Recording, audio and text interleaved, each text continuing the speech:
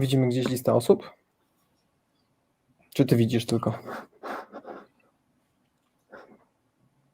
I dzień dobry.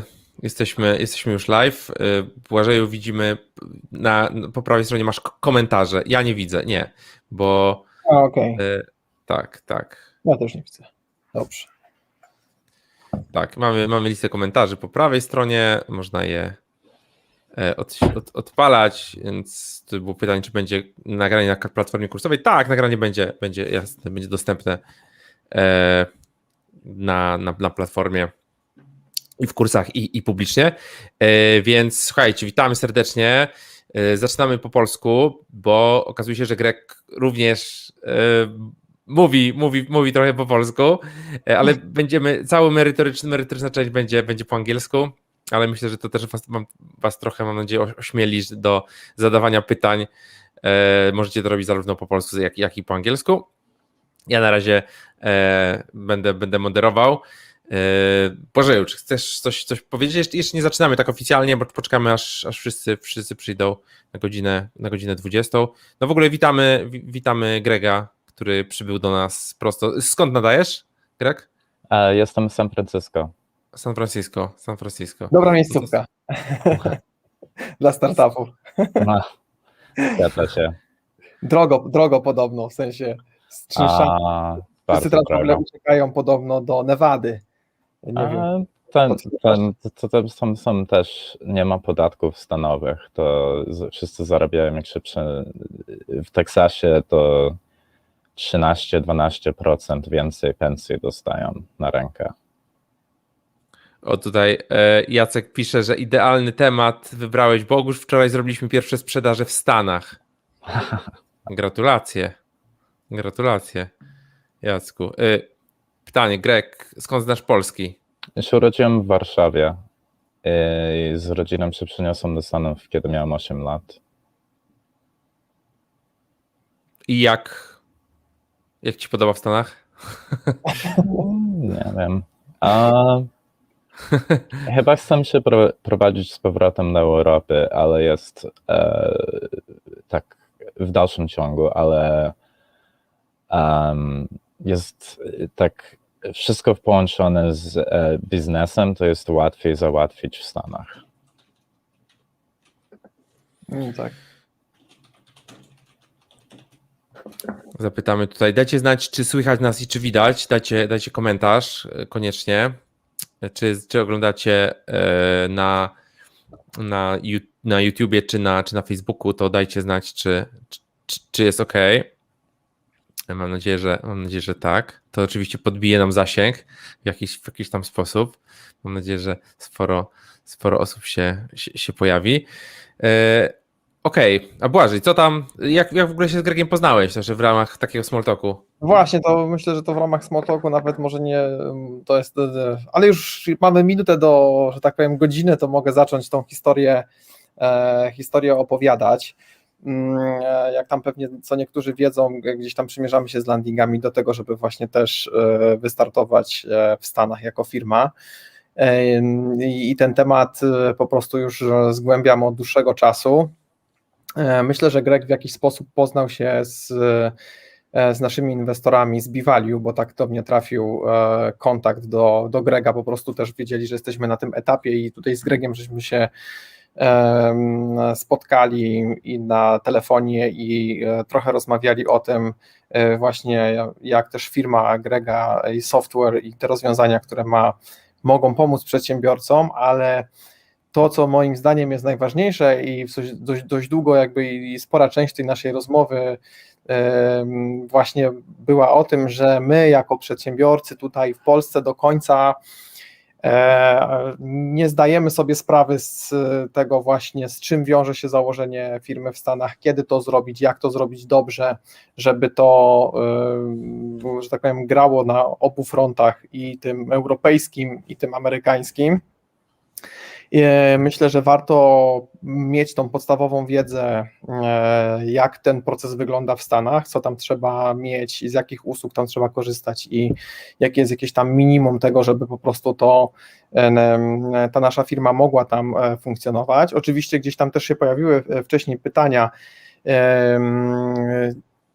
to trzeba się zastanowić, czy to zależy nam tylko na tym, żeby mieć po prostu adres, czy rzeczywiście po prostu myślimy o tym, żeby w tych Stanach funkcjonować. Na pewno jest różnica w kontekście łatwości zbierania kapitału jako firma amerykańska. Dużo trudniej jest przekonać inwestora do tego, żeby przyjechał do Europy, ze Stanów, żeby przyjechał do Europy i zainwestował, a już nie mówiąc o tym, żeby zainwestował w polską firmę. Dlatego jeżeli będziemy szukali tego finansowania za oceanem, to na pewno warunkiem koniecznym będzie po prostu posiadanie tam prawidłowo założonej firmy.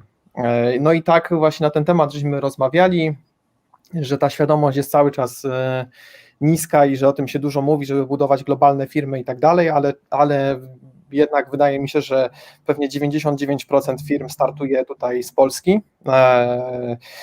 Już pewnie inny system prawny z takiego jakiegoś researchu, który udało mi się zrobić, jest w Holandii i w Wielkiej Brytanii. To już są inne i w inny sposób jest to prawo skonstruowane, ono jest łatwiejsze do zaakceptowania przez zagranicznych inwestorów i na pewno również będąc w Europie łatwiej jest to robić z Holandii albo z Wielkiej Brytanii. Natomiast Europa jest dość poszatkowana w tym temacie i to nam mocno tutaj utrudnia zbieranie kapitału od funduszy ze Stanów. No i stąd też taki pomysł powstał, zaraz po prostu mi gdzieś tam zaświtało, że gdzieś tu jesteśmy w takim gronie, który myśli o globalnych startupach, o tym, żeby sprzedawać nasze produkty globalnie, że nie tylko rynek polski, żeby nie wpadać w tą pułapkę tego, że Polska jest dużym rynkiem takim wewnętrznym i możemy jakąś tam trakcję zbudować, ale w tym czasie przegapiamy ten moment, kiedy możemy wejść gdzieś tam na rynek zagraniczny. Także wydaje mi się, że to jest super ważne, żeby mieć po prostu świadomość i jeżeli gdzieś tam idziemy tą ścieżką VC i myślimy o tym, żeby mieć zagranicznych partnerów i to jest ta droga do skalowania, to myślę, że wiedza, którą ma Greg i to, jaką ofertę ma jego firma i jak to fajnie się wszystko gdzieś tam tak zazębia, będzie super kluczowa dla nas wszystkich, żeby po prostu tego posłuchać i dowiedzieć się, jak to będzie działać. Okej, dobra. Jeszcze jedno ostatnie pytanie organizacyjne, bo pojawił się Michał Kowalewski, to jest od ciebie jakiś człowiek, czy ty chcesz go wpuścić, Greg? Wpuść go, tak. To jest mój pracownik, on mieszka w Warszawie. I Aleksandra. Też. Ona jest Ale potrzebujesz ich na ekranie? Nie. Nie, okej, to oni są jakby w studio, ale nie będziemy ich włączać do ekranu. Okay, guys, so let's switch to English because it will be much easier for Greg to give us his knowledge in English, in specific industry words. Okay, so I'm removing myself and you, Błażej, and I will switch the presentation on and let's do this. So you can ask questions and we will answer them later. Yeah? Yep. Okay. Sounds good. Okay, so I'll switch to English since I frankly don't even know all of the business words around venture capital in Polish because it's not something I talk about with my grandma when I go home to visit family. To give you a little bit of background about myself, this is Capbase is the second company I've started. I previously started and sold a bot detection startup that went through Y Combinator. That was called Swarm, and we sold that to Integral Ad Science, which is a large ad measurement company. And I worked there for a couple of years before Integral Ad Science was acquired for almost $1 billion by a large private equity fund. And then I left to work on Capbase in 2018. I've been working in Silicon Valley startups for more than a decade at this point. And I've seen kind of everything that can go wrong from the perspective of being an employee, an advisor, an angel investor, or a founder when it comes to all of the legal and financial and administrative issues that startups have to face as they're getting their company off the ground.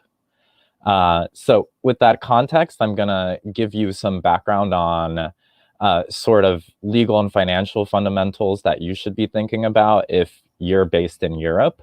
And specifically, just, you might reside in the EU. But the question is really, where should your company's equity live? And there's a few considerations that come up when people are really choosing the jurisdiction for their company. One is bureaucracy. Now, Poland, you may hate the bureaucracy in Poland, and you may think it's slow compared to other countries. However, you have not tried to do business in Germany, for example, where they do not accept e-signatures. So getting an investment deal done requires all of the investors sending a representative to a German court, having the investment contract read aloud to them by a court official, and then saying at the end of it, ja, ich verstehe, to acknowledge their understanding of the contract. This is why raising a seed round in Germany takes 6 months to close. So bureaucracy is a big factor. One other concern is obviously taxes. Now, corporate taxes vary from country to country. Realistically, if you're building a corporation with large value in the equity, corporate taxation should not be the primary concern for the most part. But if you're generating a lot of, for example, revenues from the sale of physical goods in the EU, it might be advantageous to register in specific jurisdictions within the EU and have a more complicated corporate legal structure, even if you end up having a holding company in the US. But corporate taxes are a concern. This is also why a lot of companies move to Ireland.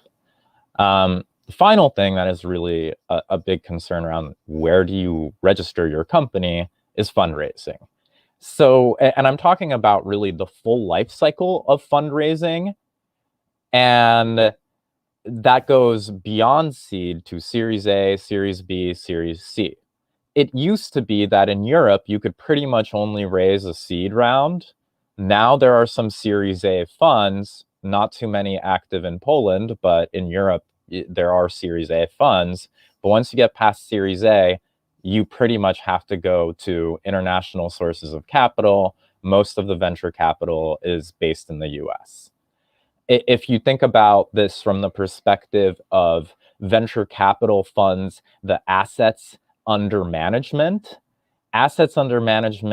in Europe is a order of magnitude lower than what it is in the US.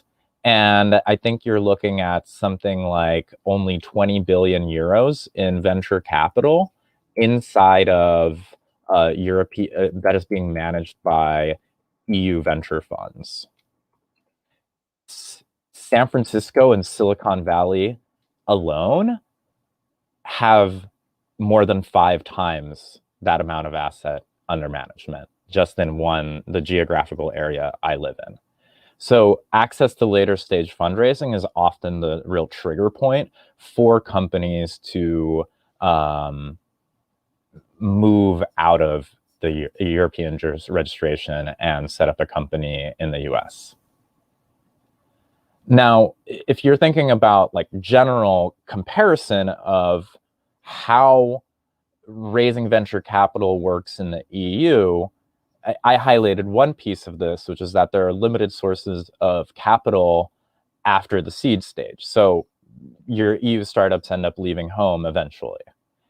In Poland in particular, you have a large amount of seed stage funds. That's because the Polish government has set up a fund of funds with the CD Projekt Red people, and they have effectively given super cheap capital to create seed funds. But once those companies need to raise a larger capital financing round, they often have to leave Poland to go seek that capital. Now, one thing to note, when you are taking money from a seed fund that has raised money from a fund of funds, that is the fund that funds the venture funds. Sorry if that is confusing. Funduszów. European seed funds that that are taking money from European government institutions that money often comes with strings attached.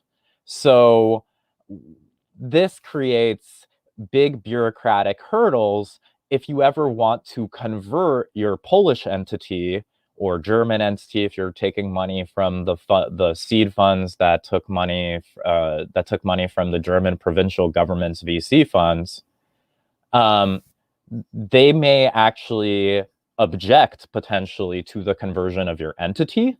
I have heard horror stories from investors about the behavior of some of the state fund of funds in trying to block transfers of jurisdiction that effectively prevented the companies from getting the capital they needed to grow. In general, because of the nature of who is funding the venture funds themselves, US venture funds have a way higher appetite for risk. This is partially because of a few things. One, US venture funds are way more likely to have former startup founders as the actual the managing partners doing deals at the venture funds. The venture funds are not being run by finance people. They are being run by startup operators such as yourself. Second, their sources of capital that are funding the venture funds are way more diverse. If you look at the successful venture funds in the US at the early stages, a lot of them are leveraging the network of the people who are funding their venture fund. The people who are not making investment decisions but are putting the money in are called limited partners or LPs in the venture fund. Now, if you look at a successful seed stage fund, for example, one of our investors is Village Global. Village Global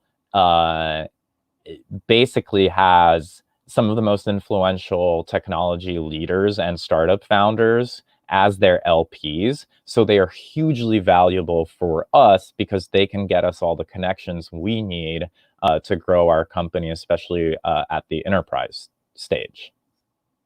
So the people who are funding the funds are also, because they're former startup operators, they're technology leaders, they are less risk averse. I'm sorry, they are less risk averse than, say, a European fund of funds, which is coming from state money. So the managing partners have more leeway with what investments they are making. And then one final piece, and I've kind of highlighted this with my anecdotes about Germany, is just that bureaucracy will slow down your fundraising. I mean, I've talked to German founders and they find it's unbelievable that I can basically send someone a convertible note or a safe and they'll sign it and wire the money the same day, and that I don't have to go to court to get it done. So you could think of a lot of, I don't know the realities of how stock corporations work and how they are regulated in Poland, because I've never founded a company there, but state bureaucracy in some European jurisdictions can get in the way. Now, if you want to go the route of raising money from US venture capitalists, you often have to change your company registration. There's a variety of reasons for this. One is the legal framework, and I'll go into this in more detail, but US investors are wary of civil law jurisdictions, and they generally prefer to invest in common law jurisdictions. So they might be okay with investing in UK or Canadian companies, but many of them won't touch German companies or other civil law jurisdictions. Now, there are exceptions to that rule, and established VC funds are actively scouting for deals in Europe, and they may be more flexible in terms of what jurisdiction you are registered in for your company, because they want access to deal flow earlier, and they see that there's a lot of opportunities in Europe in the sense that companies, they can find good investment opportunities at lower valuations than they can in Silicon Valley. That may be true of a few established large venture funds. It's almost certainly not true of seed funds, or the majority of seed funds, and it's definitely not true of angel investors. Now, and most angel investors, just frankly, they don't have lawyers on hand to deal with the diligence they would need to do on EU-based startups. This is a kind of general point to be made, that the world of business is one where anytime you do a deal or any legal agreement, if you are registered in a totally unfamiliar jurisdiction, that is going to be more complicated and costly for you to get anything done.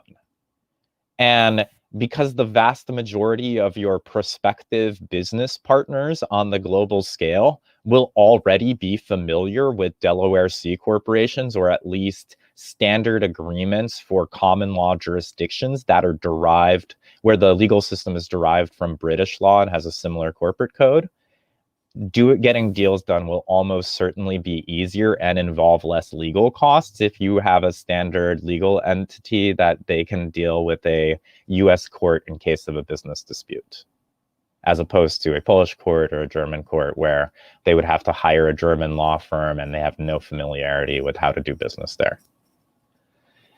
So generally speaking, even within the US, there isn't actually a specific preferred jurisdiction and entity type.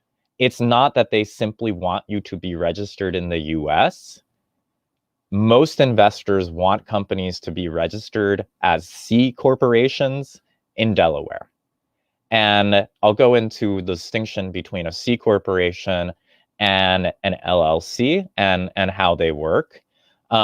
Generally, investors might be okay with investing, I don't know, in a New York or Texas or California startup, but that they generally, there's still a very strong preference for Delaware over other US states. And I'll go into that in a little bit.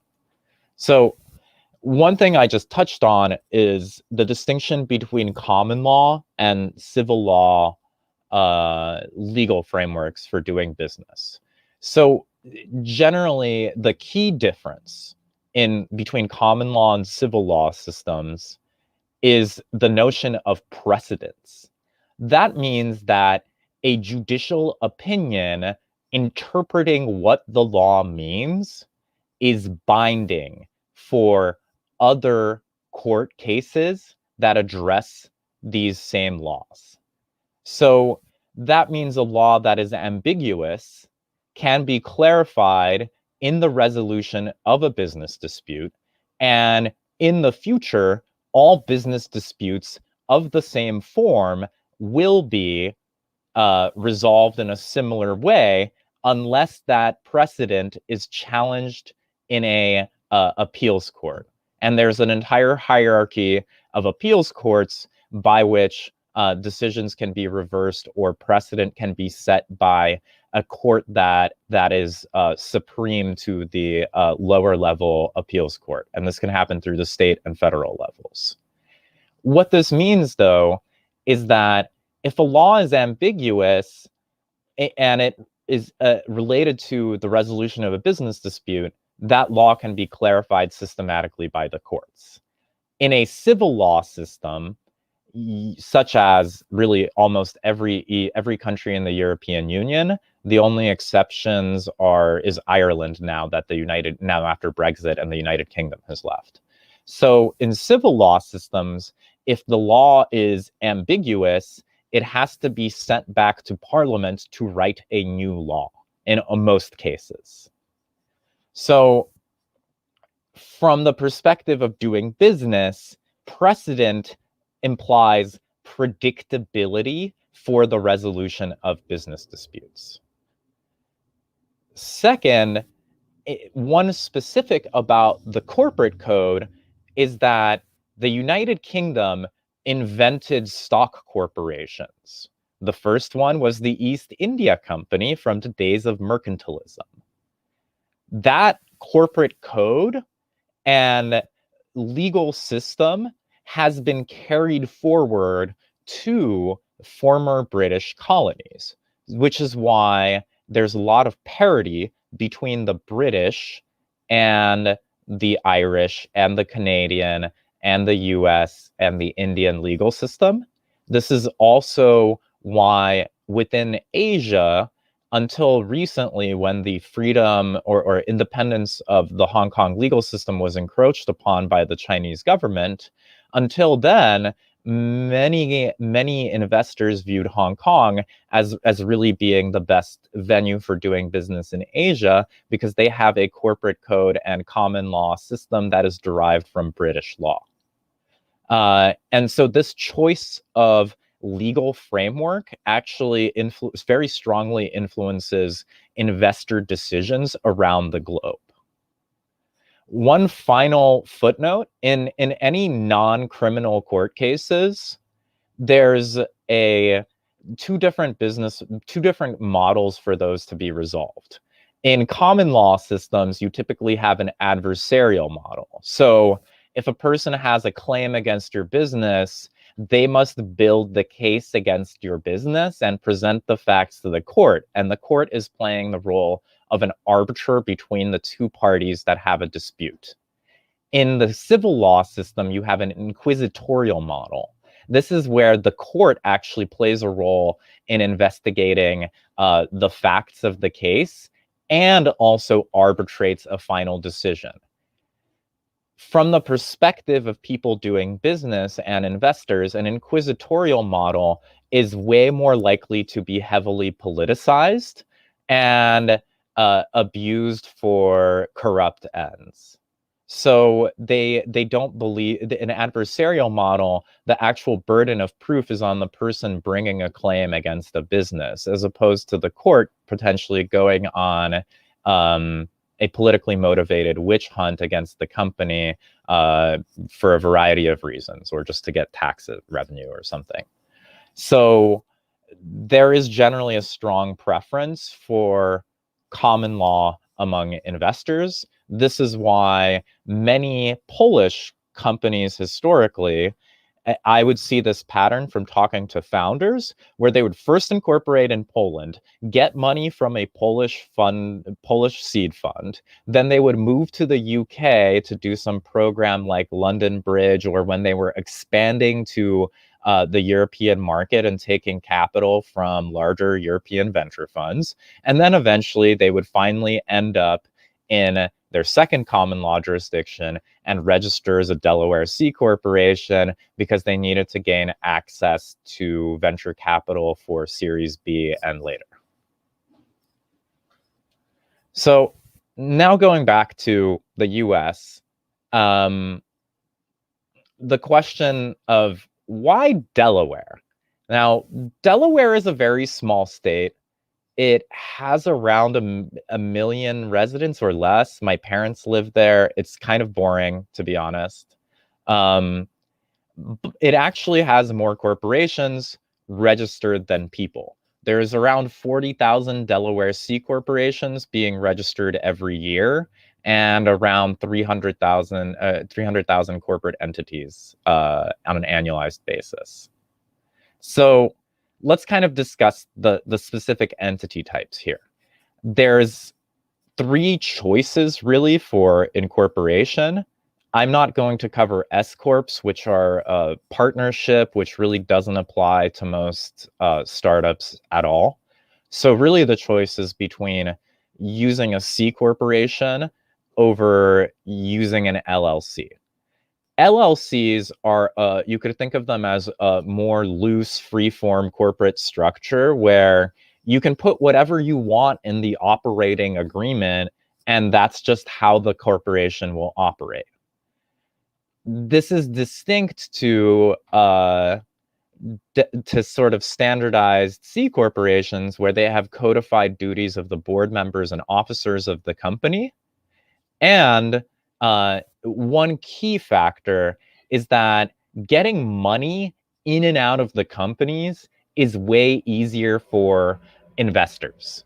Now, if you think about an LLC, it has a huge amount of tax complexities because there's 3 different ways that one can acquire equity in the company.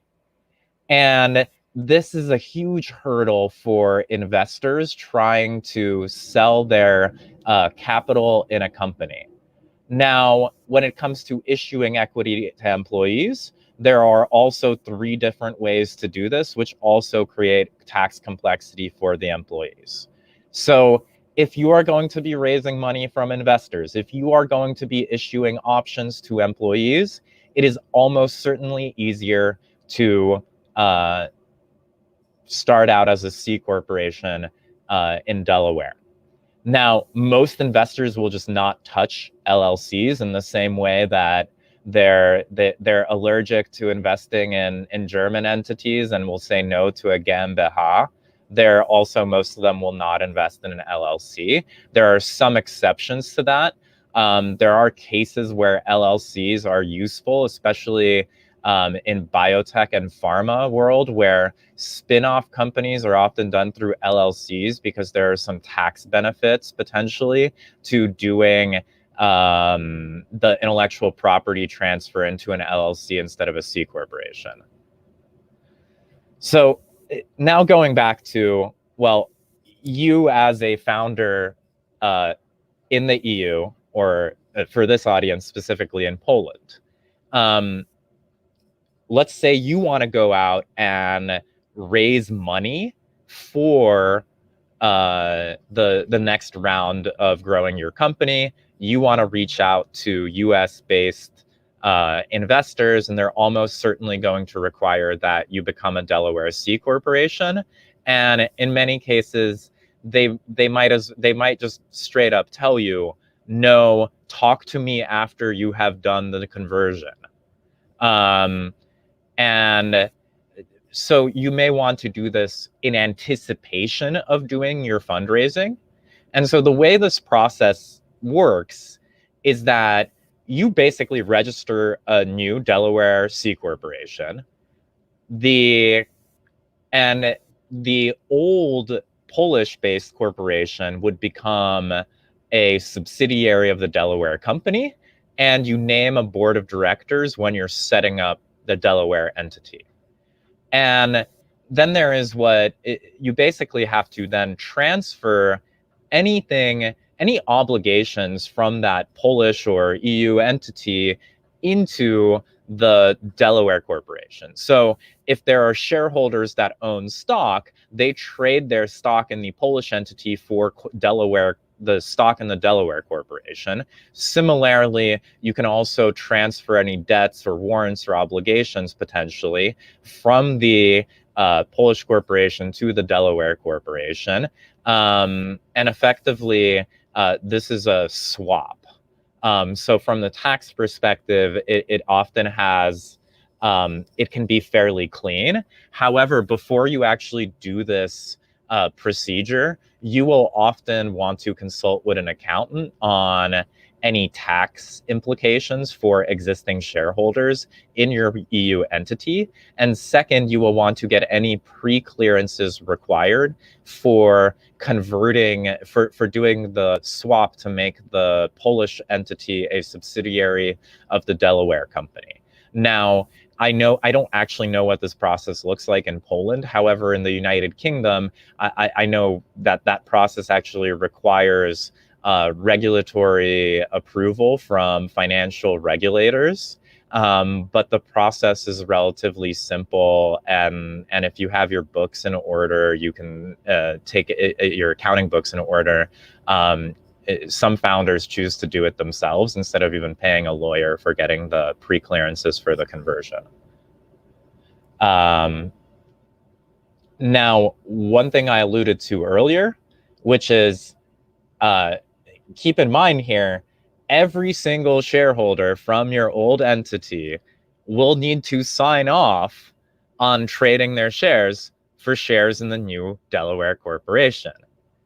If you have taken money from a seed fund that has taken money from a state fund of funds, that money comes with strings attached, and getting the seed fund to actually sign off on the conversion may prove to be a difficult pain point. So this really, I mean, we can discuss this because I don't know, I haven't actually raised money for a Polish entity and from a Polish seed fund that raised money from the state fund of funds.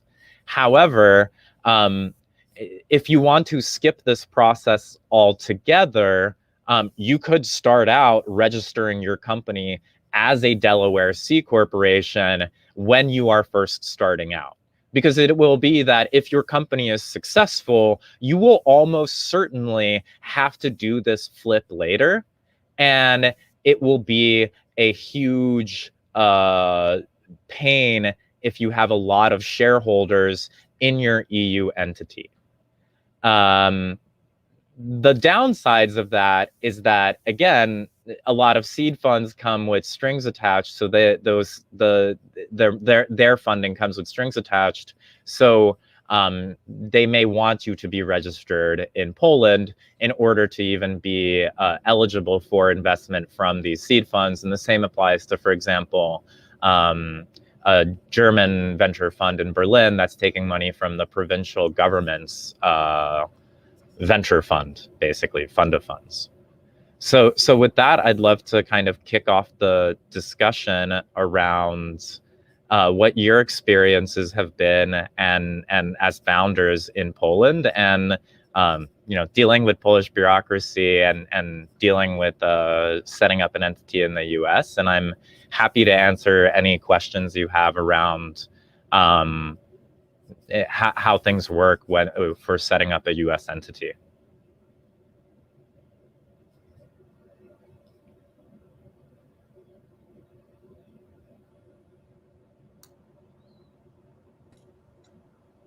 Hey, I added us, so maybe we can ask some questions if there are none yet. So you can ask questions, and we will answer those questions. Błażej, do you have a question for Greg? So I think it was a really unique knowledge that we could listen. I think Greg made a great job to describe how this process looks like.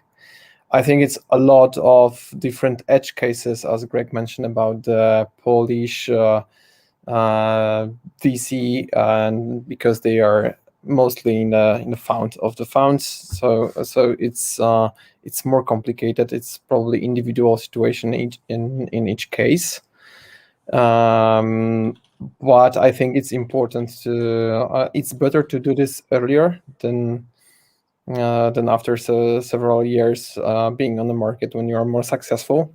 As Greg mentioned, when you have more shareholders and the cap table structure is more complicated, it will just take you more time to deal with all these regulations. But awesome knowledge, and I think we should have some great questions to Greg about this process. I think it's important maybe we also have this chat with Michał and Alexandra, that it's something important if you are not a US citizen. Is there any issues here? Yeah. So if you are not a US citizen, you have to get a tax ID number for non-US tax residents, which is like the PESEL number. But it's for that normally it's a social security number in the US. And if you are not a US tax resident, you have to get a international taxpayer identification number, which you then need to get the employer identification number for your company, which you then need to get a bank account for your company. It's a 3-step process. ITIN, then EIN, then bank account. Yep. All right, we have some questions here. So Janek asked, great set of knowledge. Do you plan to make presentation available to the participants? Yes, we will. Okay. That wasn't so great question. Yes, the presentation will be available to you after our talk. So Jan asked, what is the cost to create a new company and to move a company? Can you give us the same example? So the actual cost of registering your company and doing the paperwork, that vary. So you have the state filing fees, and then you can either pay a lawyer or you can use a service like Capbase, which we've basically streamlined the process of setting up and managing a company and issuing equity and fundraising, both from the contract side and the record keeping side, as well as any state compliance. We are a registered agent in Delaware, so we do state filings on behalf of companies and can incorporate them. If you did it yourself, the filing fee is, I believe, $150, but there's a lot more than just the state filing. You actually have to draft like the documents to set up a board, set up a stock plan, issue the shares, and then there's indemnification agreements, as well as intellectual property invention assignment agreements between the founders, shareholders, and the company. So that the work they're doing, the intellectual property is assigned to the company. So if you were to go to a lawyer and to do all of that, they would charge you like $5,000 to $10,000. On Capbase, right now we have pricing of $750. It'll go up to $1,000 soon because we've been running kind of a long beta as we've been figuring out how to deal actually with a lot of edge cases for international founders and make sure our product is streamlined for as many customers as possible. Could you tell us some case study from your company? So what do you do? Actually, like, so we've built terms. software for streamlining running your company at the legal and financial level. You could think of it as like an operating system for your corporation. So if you were to use other software, you would have software for signing contracts, software for signing and managing your cap table, software for managing your executed legal agreements. And none of the software is interoperable, like it doesn't connect together. So there's a lot of manual data entry and re-entry between these systems. Like you want to hire someone and give them stock options, you would have a lawyer draft an offer letter with the equity grant inside of it. You would put it into HelloSign or DocuSign and sign it digitally. Then it ends up in someone's email inbox, like the hiring manager who sent it out for signature. And then it just ends up in their email inbox unless they put it in the right place. It's going to get lost by the time due diligence rolls around and the company is going to raise money. Then totally separately, they have to do the same manual contract signing process for at least 4 other contracts. Then they manually have to update the cap table software. They manually have to take the information that was in that first contract and enter the employee's name and address to set up payroll, to set up insurance benefits, and so on. So the way we streamline things, whether you're incorporating your company and buying your founder shares, or you're managing your board, or you're hiring employees and giving them stock options, or you're raising money from investors, we walk the founders through customizing and generating standard legal agreements, which includes visualizing what's going on with the cap table, like how many shares are you giving to your employee? How does it compare to other employee stock option grants, or what percentage of your company you're selling to investors? Once the founder's ready to go, they issue the contracts for signing in our system.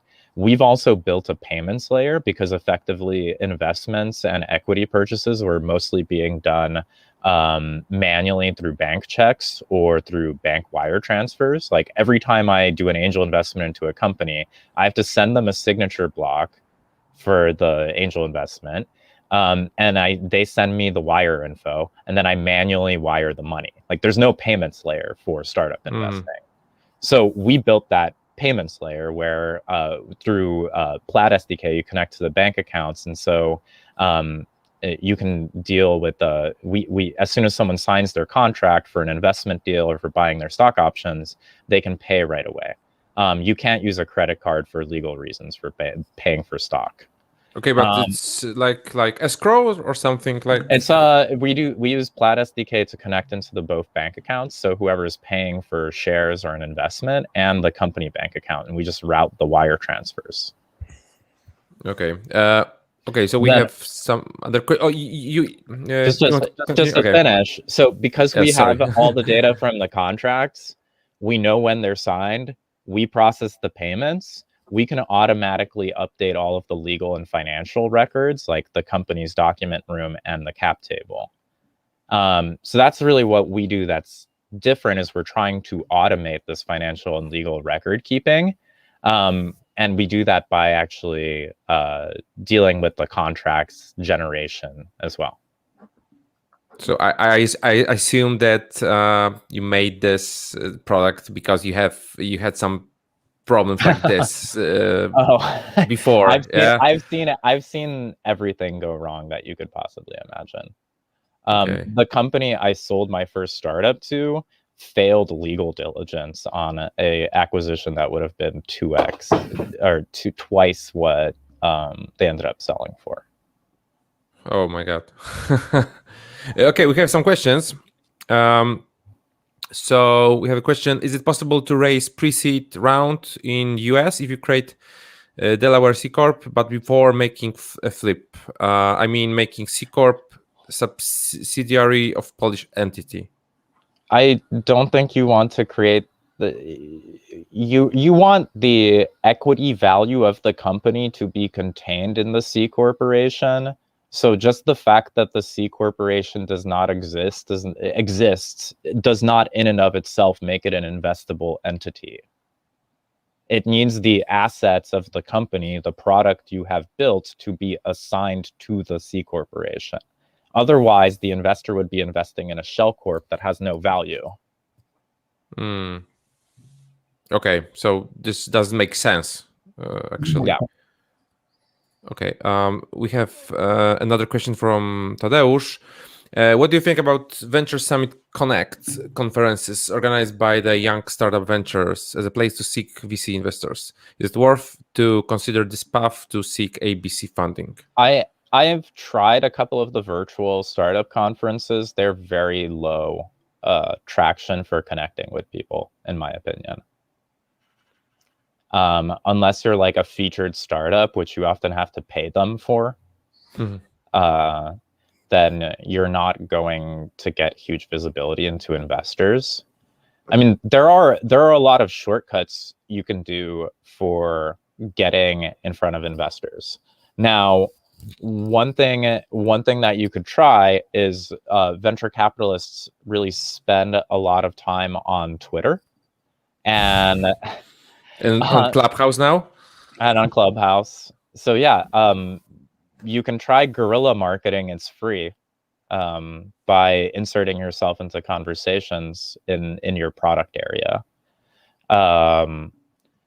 The other thing that people do is actually launching on Product Hunt as a huge visibility for a global audience. Yeah. We're preparing for that at CapBase. So, but that is a good way for getting visibility, because most of the people on Product Hunt, if they're not your potential end users, they're potential investors. Yeah, and also beta list and possibly Reddit and Hacker News and other places like this. Hacker News has been going down in volume in terms of like daily active users for like 6-7 years now. But it's still useful if you're selling a product to other startups. Yeah, or if you like high tech. Yeah, so it's for geeks mostly. Okay. I wanted to add one piece of color there. Okay. The world of investing is super connected. So often convincing 1 or 2 angel investors that are high signal and getting on their radar is how you're going to get in front of other investors.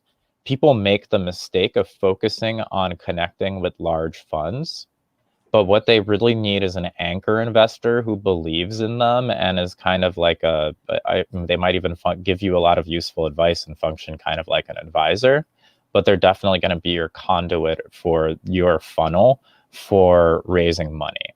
One of the problems with doing a piecemeal outreach approach where you're trying to connect to 20 venture funds and get meetings is you're not going to get the meetings at the same time. Investors all talk to each other. So if you want to raise a big round, you have to talk to 20 or 50 investors all around the same time. And you're not going to get, you're not going to cold email your way into 20 or 50 meetings. So convincing a angel investor that, maybe they write you a smaller check of $100,000 or $50,000, convincing them to invest and getting them to strategically give you all of the intros at the exact same time. Like your 3 angel investors who are kind of your anchors into the VC world, if they give you the intros at the same time, you can actually build FOMO, fear of missing out, that investors are going to miss. The thing that they don't want is to miss out on a deal, but they also don't want to invest in a deal that no other investors are interested in, because then they're going to be the only one who is taking the risk.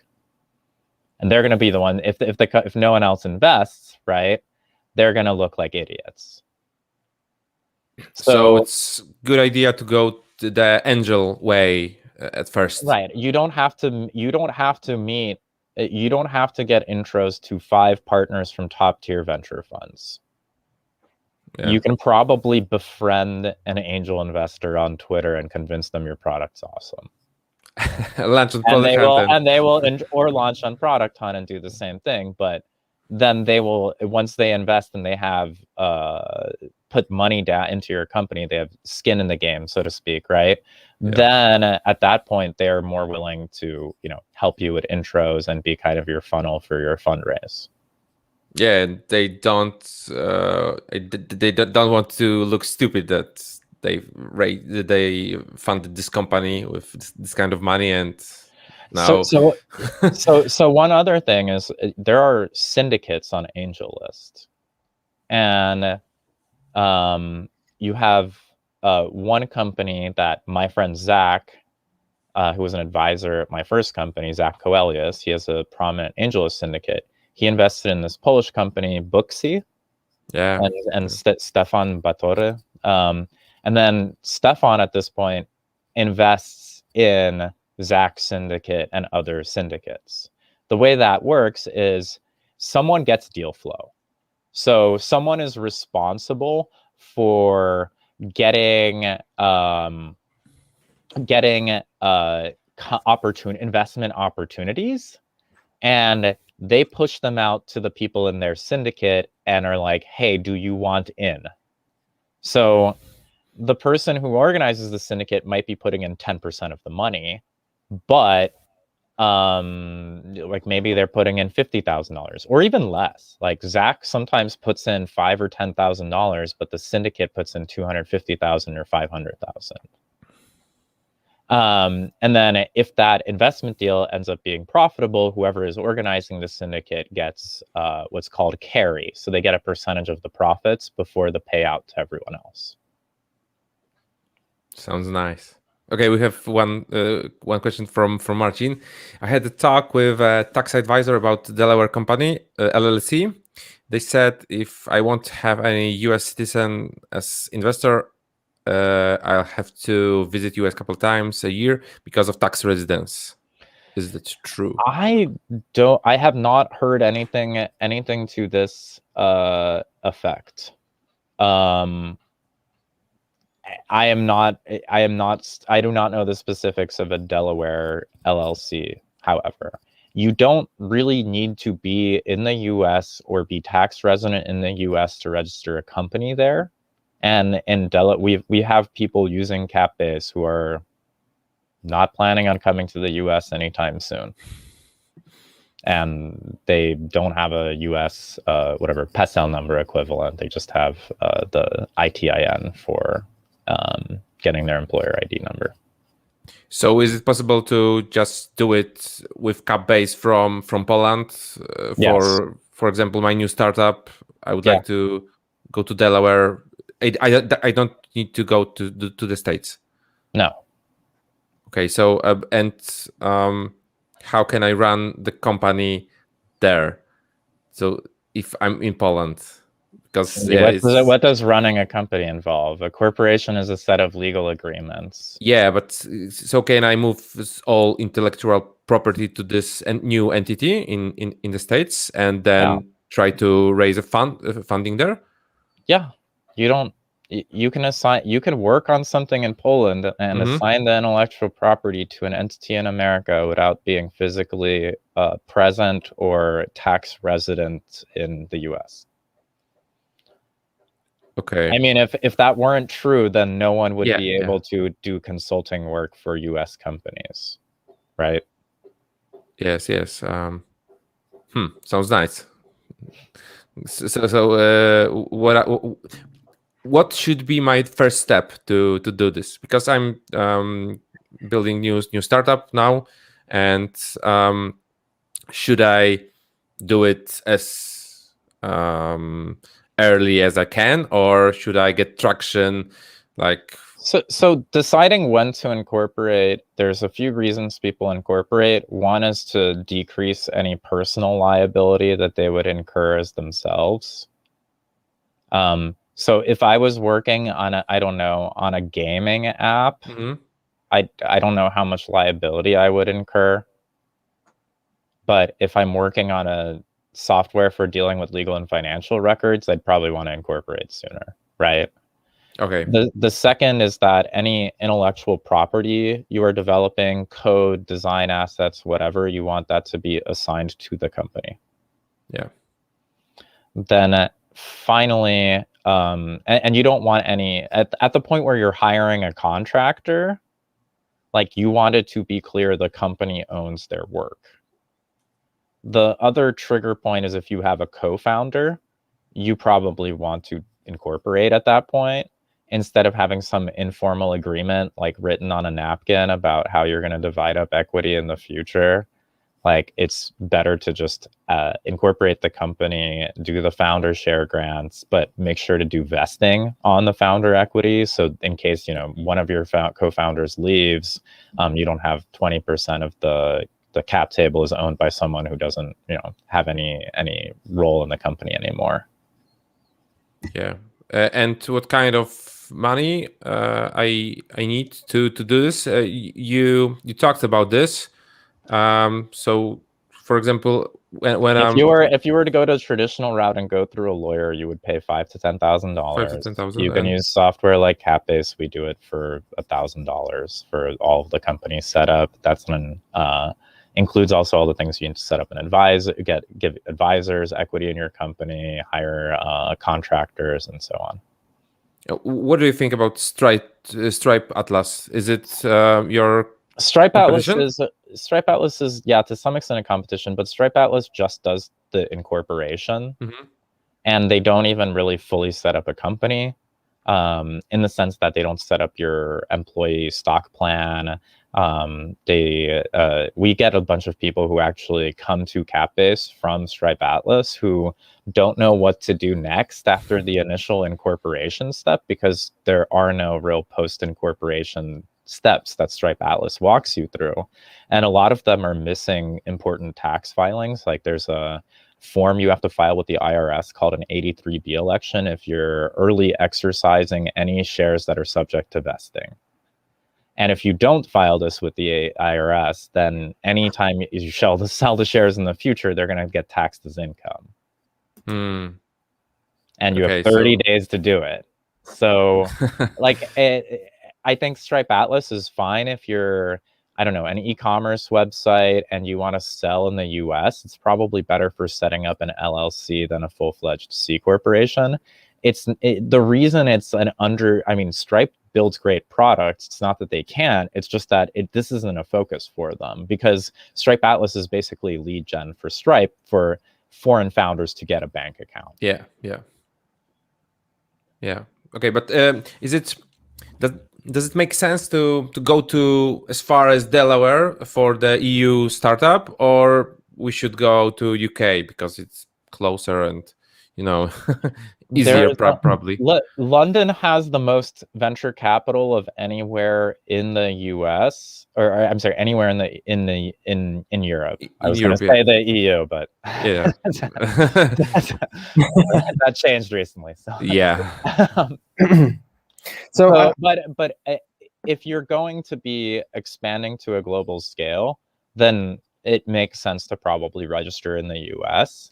And the notion of you have to physically be there to deal with any of the company filings, I just want to dissuade you that is real. That's like a bias the European bureaucracy gives you, where you get one form at one office, you get a rubber stamp, and then you bring it to the other government office.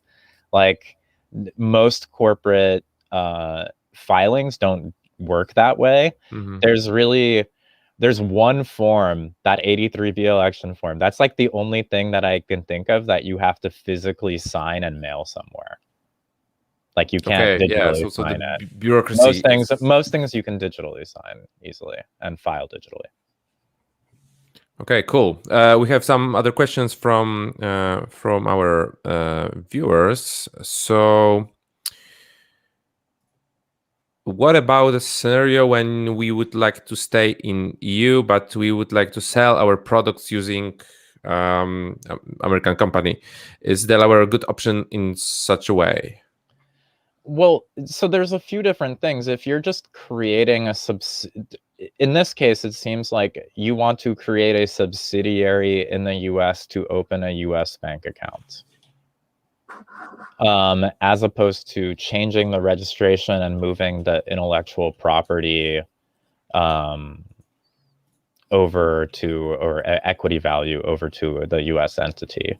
So in that case, yes, Delaware is fine. There might be other states that people consider for like a simple LLC that in the US, like some people register Wyoming LLCs. Or Nevada LLCs. Generally, Delaware is standard and easier to deal with as a foreign founder, but I don't really have strong preferences among the choice of LLC jurisdictions. You wouldn't really need a full-fledged stock corporation if you just need to get a bank account, right? Because in that case, you just need to have an entity that exists for tax reasons and transacts money in the US. And that entity can be wholly owned by your EU entity, which is and be a subsidiary of it. So I would like to add something from my side. So Greg, correct me if I'm wrong, but I think we need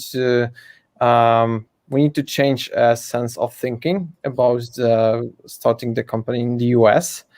I think it's not about having an address or a bank account in the US just to sell our products there. I think the sense of doing this is that you really believe that you will sell your company to the US acquirer, or you will just getting the US VCs on board, and you also thinking to move there for a while to build a network, work there with your potential customers, and just feel the sense of business, how it's going on in the US. In other case, I don't think there is reasonable to start the company to just present the US bank account or I don't know, buy a virtual address or the US number.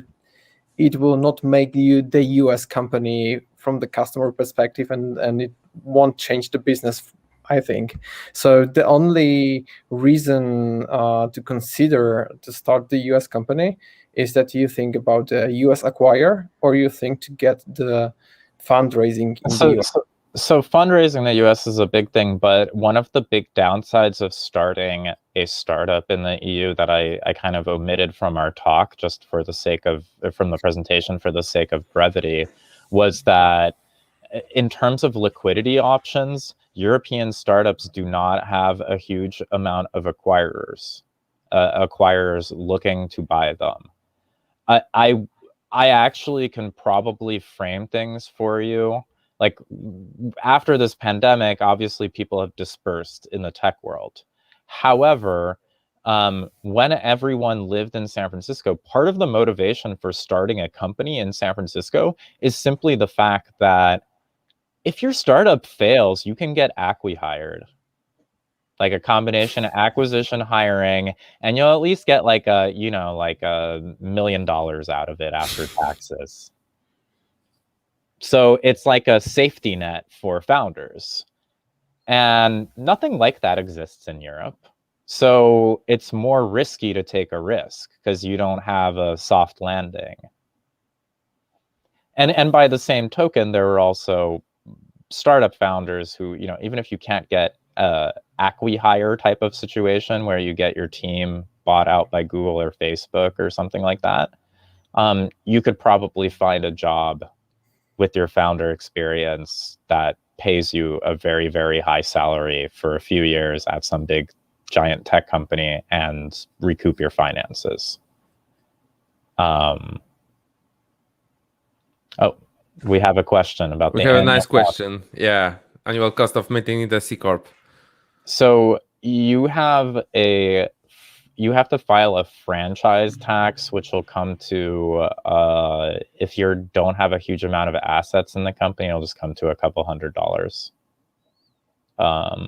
Filing with Delaware. And what about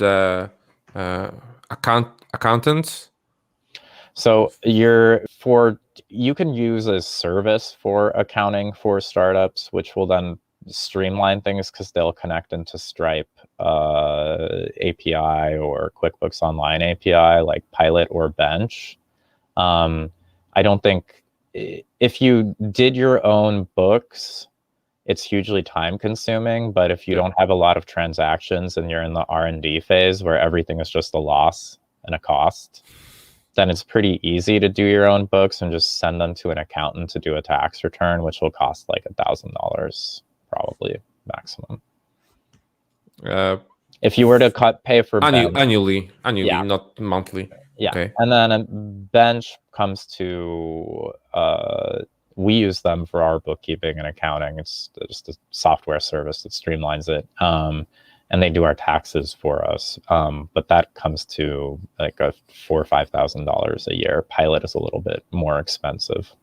I think you can just try to find a similar companies like in Polish companies called Infact or WFirma or this kind of companies connected with the software. I think so. It's working similar like in Poland. Yeah. So I would say if you're looking at annual costs, obviously you have to pay taxes if you're actually profitable. But you know, if you're actually profitable, you know, then that's not shouldn't be a problem. Or if you fund it, then it's probably not a lot comparing to the salaries for even one developer. Yeah. If I'm looking at the startup accelerator in the US, would it be better to register Delaware C-Corp first? So most startup accelerators will have you, if they're based in the US, they will want you to be registered as a Delaware C-Corp. We are partnered with many startup accelerators and incubators, and that is generally a condition that someone does it during the program in order to receive the money. So if you are working with Y Combinator, you will have a... Yeah, you will have to do this. Okay. Generally speaking, some startup, there are, if you classify accelerators, some of them are really based on, they invest in specific stages. So some accelerators will take companies that at least have a prototype Some want a product in market with customers.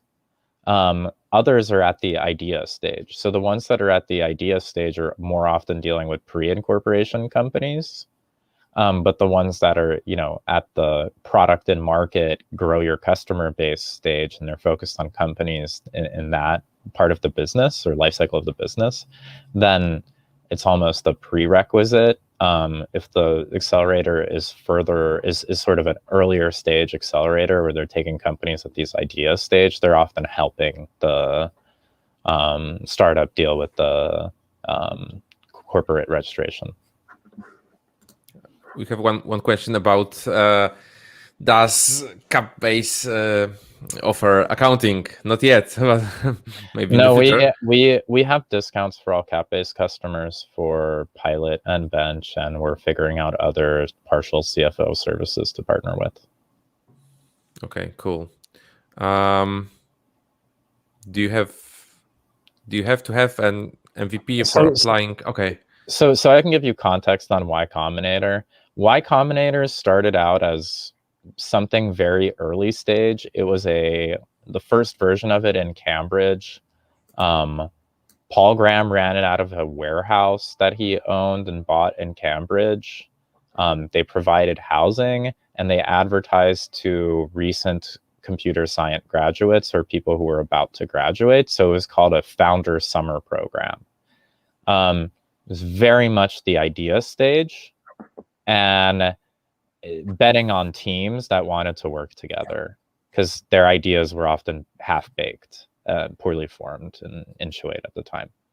Since then, obviously, Y Combinator has grown into a much more mature organization. So most of the companies that are applying to Y Combinator, they probably already have a product in market and have revenue.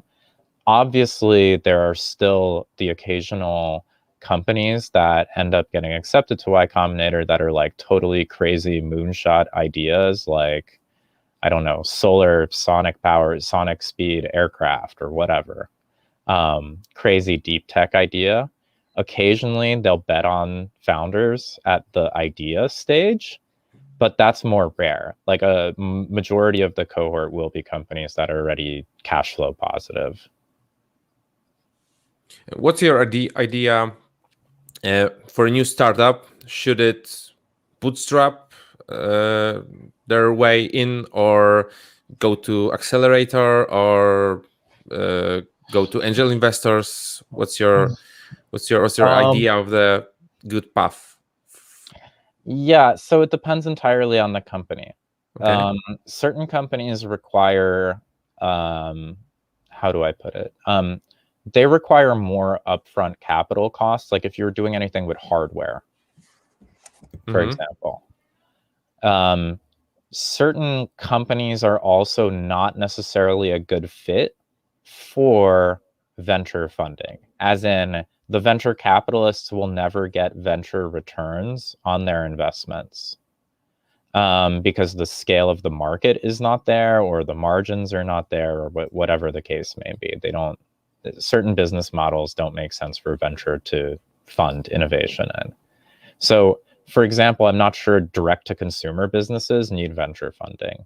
Like if you're selling skincare products like online, like if you can just basically raise really cheap loans from various capital sources on top of your monthly recurring revenue and churn numbers and your advertising costs, like ROI.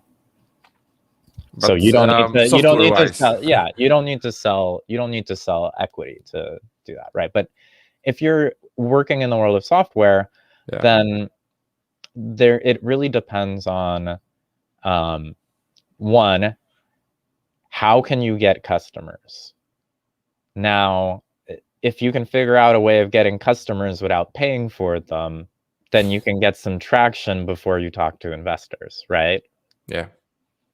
So if you can't, or you need to spend a lot of time developing the technology, then you should probably raise money. It really depends on the business. So like, I don't know, if I was making a calendar app, I would bootstrap it. If I was making CapBase, I would take angel money at an investor money whenever it is offered to me by anyone credible, because the only way cap-based works is if it is evangelized across the startup ecosystem. So if I am talking to someone just about the product idea and they want to invest and they're a credible angel investor, I just let them in. I didn't even really have a plan. It was just like, oh, you want to give us money? Okay. Okay. And because I needed the idea to be evangelized in the ecosystem, and that's also why we deliberately targeted certain investors, because they are founders of companies that sell software services to other early stage startups. Right? So it was a way of getting institutional buy-in, and getting a lot of partnerships was also getting the people from these companies to invest in our company. Okay, yeah, so network is everything. But if you can get traction and you can get users and you can easily build an MVP, you're gonna sell less equity by bootstrapping as long as possible. So your goal is to minimize how much equity you're giving up to maximize the upside of the founders and also the employees of your company. Okay, so you if you can bootstrap your way, you can get like a few hundred customers, subscription based customers. Then what is the good moment to get some funding when you I don't know, plateaued or so there's when you need, I mean, there are a variety of reasons to take funding. Some is that the funding comes with useful advice, business connections, whatever else that might be needed to grow your business. So let's say, I don't know, an ad tech company wants to expand into the East Asian business. So they would take money in a Series C strategically from a Japanese investment group or something. So there's a variety of reasons why you take money. Ultimately, you take money because you need it for achieving scale in your company. The only way, or you need it to build your product. And if you don't need it to build your product, then you need it at some point potentially for achieving scale. Now, you might be able to get to profitability, and you might be able to build scalable customer acquisition channels without ever taking venture dollars. And there are outliers that function that way. Like Atlassian was famously bootstrapped for like 6 or 7 years, I think. Yeah, or ClickFunnels. Yeah. Guys, I need to apologize you because I have another call with the US. So okay, thank you, Błażej.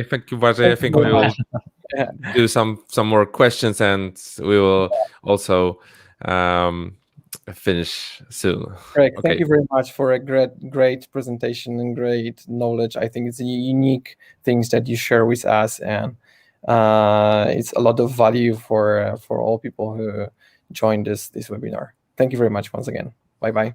Happy to be helpful. Thanks for having me. Thanks. So we have 2 more questions. I think after this we will also finish if there will be no other questions. So what are the taxes in Delaware? Now we have about 9% from profit in Poland B2B product. So corporate, you have to deal with federal taxes. If you're not actually based in Delaware and you're just registered there, you typically don't have to pay tax there. Federal corporate tax is 21%.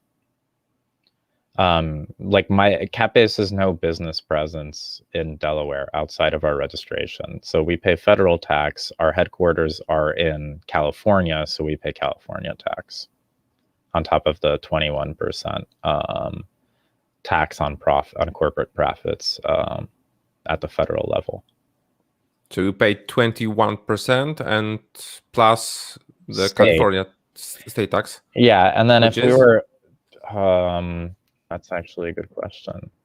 You don't, 40%. It's 8.84 percent for corporations. It varies based on the entity type. Like if you're an S corporation, which is a partnership, then you pay only 1.5. Banks pay 10.84. Don't ask me why, but it varies based on what you're doing and the entity type.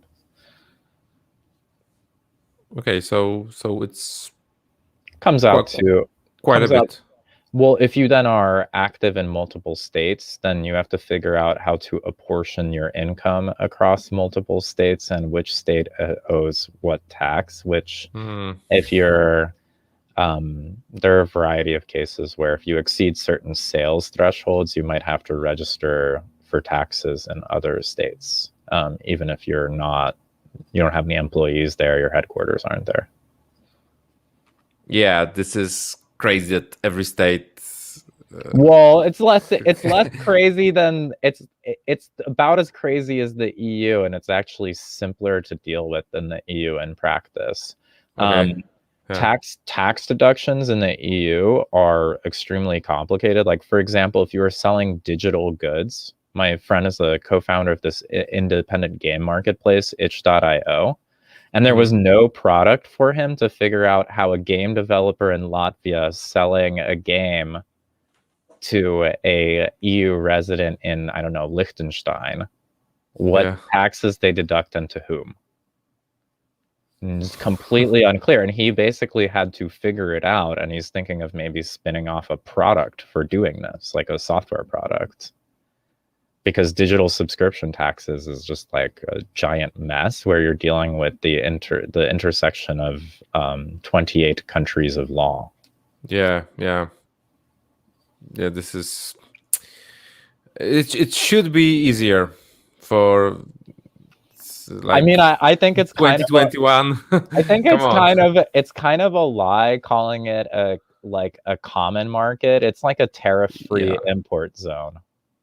That's how I view the EU. Like tariff-free exchange of goods exists inside of it. But from like the perspective of doing business, do you have a common set of market rules? No.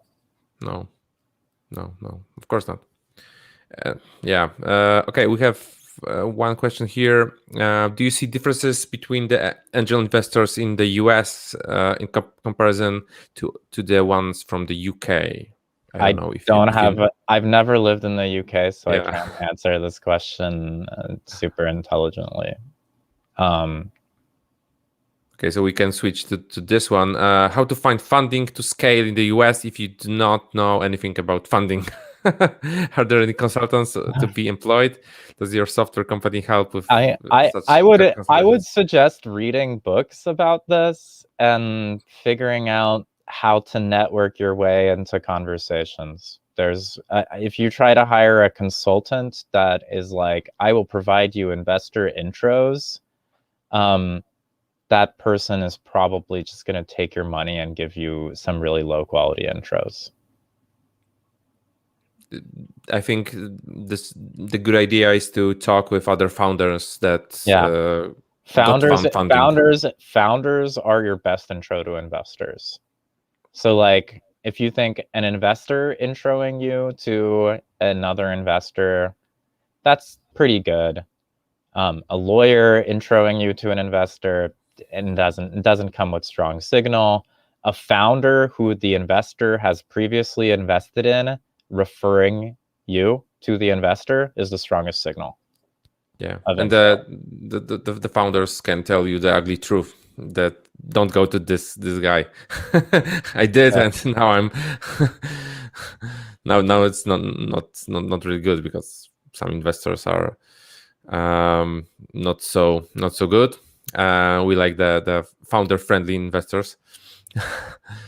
Okay, so one final question from me. Would you recommend to go to the Bay Area now to do startup, or there are no reasons to just do spend this? more time on Clubhouse? No, I'm joking. And on Twitter, it's about the same. No, There will still be some value from being in Silicon Valley, but it's more Silicon Valley at this point has started exporting its culture, which is not really a culture in some sense of like art and music. It's a culture of a way of doing business. And you'll often find founders are really helpful to other founders. And people help you, your former colleagues, your former bosses, when you're like, hey, I'm starting a company. They point you to new technologies that you might not know about that might solve real pressing technical pain points. Like my first company, we developed real-time bot detection software. It was through a friend of a friend that we learned about a real-time data streaming library called Spark Streaming, which at that point was in beta, but it actually allowed us to do what we wanted to do with our software much more efficiently than a traditional like data queue or data pipeline. Okay, I would like to go to the valley just to rent a house for a month and live there to get the gist of it. I don't know if it's a good idea or not. Maybe. I mean, it's more like you want to meet other founders and you want to meet angel investor operators, which you probably might need more than a month to kind of build your network here. That being said, few months. Yeah, and it's, I don't know if Zoom calls are ever going to replace in-person business networking and like grabbing a coffee or a beer or something with someone. Yeah. What do you think about Austin? Because I heard it's booming now. Yeah, I guess it's fine. I mean, it's not going to have the concentration that Silicon Valley has, nor is Miami. Yes, some people moved there, but I don't know if, it's going to suddenly have many, many multi-billion dollar startups just because some like ultra rich people moved there. Yeah. Okay, Greg. Thank you very much for our talk. This video will be available probably on my YouTube channel. So I hope it will help a lot of Polish founders. And I hope we will go global, because a lot of Polish founders just are stuck in here, and this is also the problem with my first startup, that I didn't expand beyond Poland. So now I know better, and now I'm building globally from the start, and hopefully we'll talk again. Thank you all for being here, for listening to us. Do you want some final words? Well, I mean, for any founders out there, I mean, your number one biggest trait that I see of people who are actually successful with their product ideas, it's that they do not give up, and they are unrelentingly, maddeningly focused on fixing or solving a particular problem. I had this same experience with my first startup, where I was just trying to figure out how to detect bots as soon as possible, as soon as they load a page. And I tried everything. And 90% of my ideas were complete failures. But you have to win only once. Yeah. Yeah. It doesn't matter how much time you fail. Okay, so thanks. Thank you for the final thought, and see you all, guys. Thanks for having me. Yeah.